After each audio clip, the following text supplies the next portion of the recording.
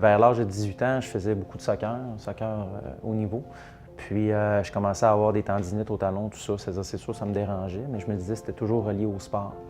Alors, à force d'avoir des infiltrations, tout ça de cortisone, aussi un peu des douleurs dans le bas du dos, j'ai commencé à consulter un médecin parce que ça me dérangeait au niveau de ma qualité de vie, parce qu'au niveau du sport, j'étais un peu freiné à cause de ça.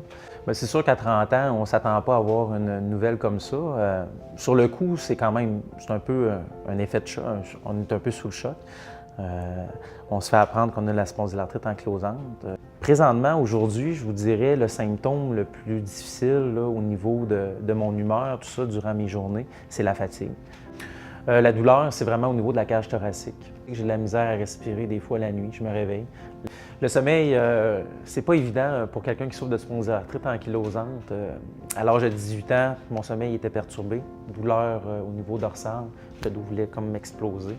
Aujourd'hui, c'est la même chose, c'est un sommeil qui est quand même très fragile à 35 ans. Plus que je vieillis, plus que j'ai des douleurs. Alors, c'est important là, de faire vraiment des bons étirements, des exercices là, pour permettre la meilleure flexibilité possible en vieillissant. La méthode que j'ai utilisée le plus là, pour évaluer la progression de ma maladie, c'est vraiment au niveau des calendriers.